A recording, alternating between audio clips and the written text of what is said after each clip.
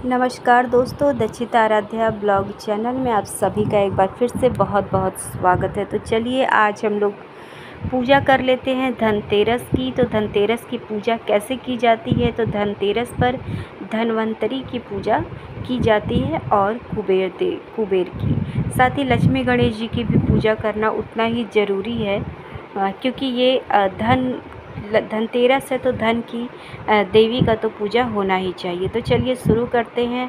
एक जगह पर अच्छी तरीके से साफ़ सफाई कर लीजिए जहाँ पर आपको पूजा करना है, और वहाँ पर रख लीजिए एक चौकी, उस पर बिछा दीजिए लाल कपड़ा और लक्ष्मी गणेश की मूर्ति रख लीजिए। साथ ही देखिए यहाँ पर फूल और पैसा, सुपारी, हल्दी, चावल और कलश स्थापना करना हो तो कलश भी रख लीजिए। उसमें डाल दीजिए थोड़ा सा साफ़ जल, गंगा जल, और उसके बाद ये सारी हल्दी वल्दी जो चीज़ें हैं वो उसके अंदर डाल देनी है। उसके बाद भोग के लिए यहाँ पर आप मिठाइयाँ रख लीजिए। उसके बाद पान का पत्ता, उस पर लौंग और इलायची, तो ये सारी चीज़ें भोग के लिए हैं। इसके साथ फूल माला तो होनी ही चाहिए, कपूर, धूप, अगरबत्ती, जिससे आप भगवान की आराधना करते हैं वो सारी चीज़ें होनी चाहिए। और एक लोटे में जल रख लीजिए, उससे भगवान को अर्पण करने के लिए। साथ ही एक जगह पर खाली पात्र भी रखना ज़रूरी है। रोली उसके साथ है, चंदन है, उसके साथ है केसर है, और पानी है भगवान का हाथ वगैरह उकरने के लिए, धुलाने के लिए, चावल, देसी घी का दीपक। साथ ही आप यहाँ पर कुछ पैसे वगैरह भी रख सकते हैं, ताकि आप लक्ष्मी जी की ही पूजा कर रहे हैं तो आप गहने भी रख सकते हैं। अगर आप नए गहने नहीं खरीद पाए हैं तो पुराने गहनों को भी धुल करके रख सकते हैं। इसके साथ ही आप जो है कि उनका जो है दिया देने के लिए रख लीजिए, कपूर जलाने के लिए रख लीजिए। चावल ज़रूर भरकर कटोरी में रख लीजिएगा। देखिए यहाँ पर रखा हुआ है। तो पूजा करते समय सबसे बड़ी बात ये बात का ध्यान रखना है कि अगर आप कलश स्थापित करते हैं और तो एक जो है ना अष्टदल कमल बनाना ज़रूरी है। इस तरीके से हाथों से, उंगलियों के माध्यम से आप बना लीजिए। और कुबेर की अगर आपके पास फ़ोटो नहीं है तो सुपारी के रूप में उनको आप स्थापित करना ज़रूरी है, स्थापित ज़रूर कर लीजिए। उसके बाद रख दीजिए चावल की कटोरी, और उस पर देसी घी का दीपक ही जलेगा। इस बात का खास ध्यान रखना ज़रूरी है कि आज धनतेरस के दिन देसी घी से ही भगवान की पूजा होती है। दीपावली के दिन ही जो है कि सरसों के तेल का दीपक जलता है, लेकिन आज देसी घी का दीपक जलना ज़रूरी होता है। तो लक्ष्मी गणेश को रख लीजिए, नीचे चावल ज़रूर रखिएगा। इस बात का ध्यान रखना बहुत ज़रूरी है। यहाँ पर सुगंध के लिए धूप बत्ती जला दीजिए। थोड़ा सा आप चाहें तो थोड़ा सा अगर आप चाहें तो जो है कि सुगंध के लिए इत्र वगैरह भी छिड़काव कर सकते हैं। तो यहाँ पर दिया बाती के लिए दिया जला लीजिए, जैसा कि आप सभी को पहले ही बता दिए हैं। तो पूजा पाठ करते समय भाव का विशेष महत्व होता है। तो जितने ही आप भाव से भगवान की पूजा करेंगे, मन लगा करके उनसे अपने और अपने परिवार के लिए प्रार्थना करेंगे, उतना ही अच्छा होता है कि भगवान भाव से ही प्रसन्न होते हैं। भगवान को और चीज़ों की ज़रूरत नहीं पड़ती है। तो इस तरीके से देखिए व्यवस्थित सारी चीज़ों को कर लीजिए। उसके बाद पूजा करते समय सबसे बड़ी बात है कि सबसे पहले भगवान गणेश की ही पूजा की जाती है।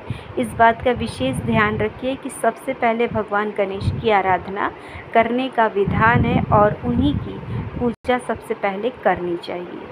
तो भगवान गणेश की पूजा करते समय आप जो है कि नीचे चावल ज़रूर रखिए, उन्हें टीका ज़रूर लगाइए। तो रोली से उनको टीका आप लगा सकते हैं, क्योंकि लाल कलर का। आप सिंदूर से भी उनको टीका लगता है भगवान गणेश को, इसमें कोई समस्या नहीं है। हर तरीके से उनकी पूजा की जा सकती है। उसके बाद उनको चढ़ा दीजिए फूल, धूप बत्ती दिखा दीजिए। उसके साथ आप उनको दिया भी ज़रूर दिखा दीजिए देसी घी का। ये ज़रूरी काम करना ज़रूरी है भगवान की प्रार्थना करते हुए।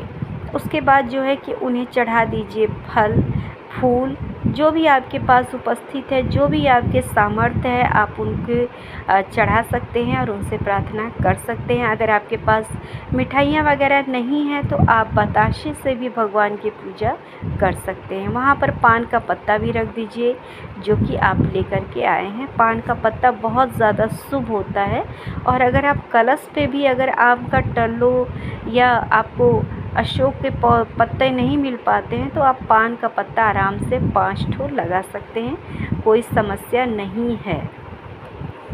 भगवान को चढ़ाने के बाद, भोग वगैरह लगाने के बाद भगवान को पानी से उनके हाथ पैर, जैसे होता है ना आदमी जब खाना खाने बैठता है तो उसके हाथ पैर धुलाने जाते हैं, उस तरीके से पहले किया जाता है।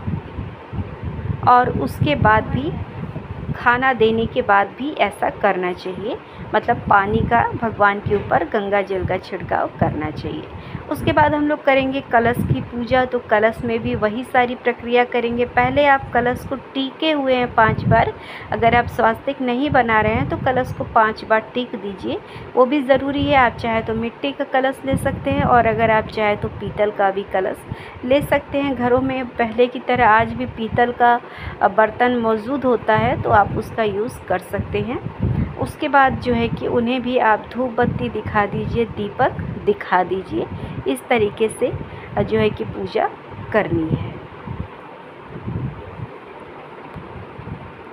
उसके बाद जो है कि भगवान की पूजा करने के बाद कलश की पूजा हो गई, भगवान गणेश की पूजा हो गई, अक्षत वगैरह हो गया, पानी से उनका जो है कि प्रक्षालन कर दीजिए, वो भी हो गया।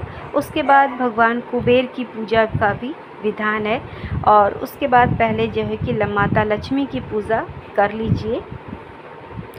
तो वही चीज़ें वैसे ही करनी है माता लक्ष्मी के लिए भी, जैसे कि आप भगवान गणेश के लिए किए, जैसे कि आप जो है कलश के लिए किए, उस तरीके से माता लक्ष्मी की भी पूजा की जाएगी। उन्हें भी फूल फल चढ़ा दीजिए। आपके पास जो भी सामान मौजूद है आप उन्हें भोग लगाइए। और भोग लगाते समय एक बात का विशेष ध्यान रखना ज़रूरी है कि जब भी आप भगवान को भोग लगाइए तो उनसे प्रार्थना करिए कि हे भगवान, आप जो भी मेरे पास है आप उसमें संतुष्ट होइए और हमें भी अपनी आशीर्वाद से संतुष्ट करिए। इस तरीके से प्रार्थना करना भावपूर्ण बहुत ज़रूरी है।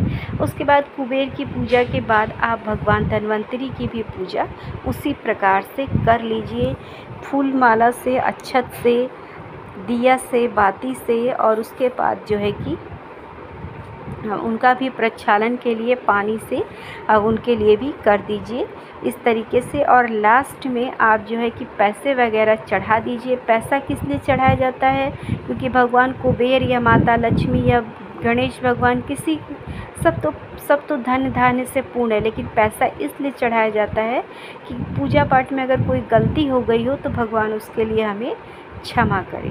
तो इस तरीके से आप पूजा कर लीजिए और भगवान से प्रार्थना ज़रूर करिए कि हे भगवान, मैं कुछ भी नहीं जानता और मुझसे जो बन पड़ा मैंने आपके लिए आपसे